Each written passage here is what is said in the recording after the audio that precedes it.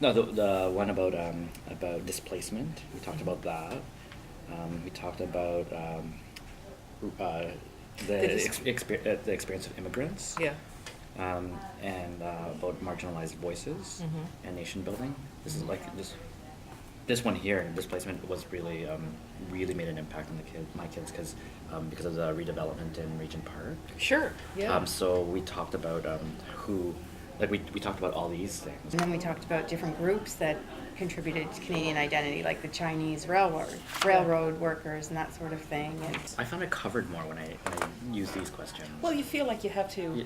Yeah. Continue. It's sorry. like it's just like I didn't get stuck in the time, the dates and the events Yes, so yes. much. It was about the impact, the historical impact, the historical significance, and The the kids could connections they relate it. made. Yeah, Yeah. they made so many connections, Sure. and That's- they thought really critically. Yes. And they were able to see, like, how does the experience of residential schooling relate to my experience Yes. of being displaced in Regent Park. Yeah. right? Like, I can relate to that. Yeah. Right? It's important to me. But you as a teacher also have to commit that you're not going to worry about breadth, but instead you're going to worry about depth. Yeah. And that is a bit of a paradigm shift for a lot of people.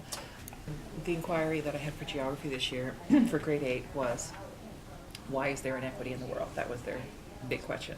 And they had to compare a country of their choice to Canada in a variety of ways. They had to look at literacy rate and look at per capita income and all sorts of different statistics. But beyond that, they had to try and put that together in some sort of narrative.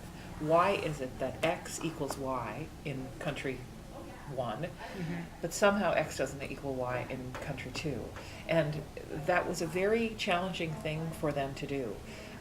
First of all, they don't have a lot of the experience that you may need. They may not understand the idea of economics and socio, but they knew that there were places where there was poverty, and that seeing what 2 weeks worth of groceries was for one country was nothing close to what it was for another.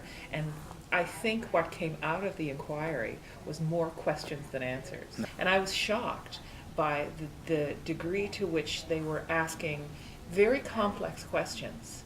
You know, and they started to see that things like, while charities are a Band-Aid solution, they started to see how there needed to be a social movement, a social change above. us coming in to save. Right. Yeah. Yeah. Systemic change. We're all citizens, and yet there Yeah, are issues of same. exclusion. I highlighted issues of exclusion and issues of less, you know. I know we talked about exclusion a lot, and so we talked about the Chinese, and there's always questions like, why was this happening? How come it was allowed? Why did the government allow it? And I'm like, the government, they Sanctioned were it. responsible for Totally. it, right? They were Absolutely. and they couldn't even wrap their head around that whole idea that the government would like tax Chinese people Yes. and just Chinese people, right?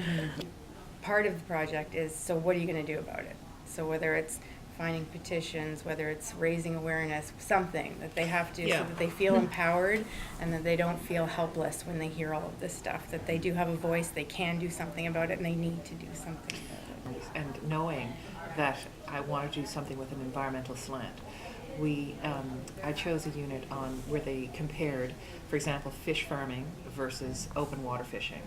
And they knew nothing about it, but the idea that both of them have an environmental impact, and that they had to make a judgment of their own and decide whether they wanted to buy farmed salmon or open water salmon, for example, you know, so they could then make that decision and go with it. That is their choice, and they would bottled water and tap water. And when it began, they all drink bottled water because it's very chic, and you know. But by the end of it, we had banned them from our school. They weren't. That's it. No more bottle. They were. Yep. You know, they were done. And plastic versus paper versus cotton shopping bags. And it was an education for me. I thought, well, of course it's going to be cotton bags, for heaven's sakes, are reusable. But what we didn't know until we found out in the research was that the chemicals that are used to create the cotton bags are worse than the chemicals that are used for the plastic. And in fact, oddly, plastic is the least environmentally damaging. That's what we, the students, came to determine. So, you know, it was sort of an awakening for all of us. But through this process, they were able to make their choices. So now what? Well, that's what. Now they will know that they will drink tap water. That's what came out of it.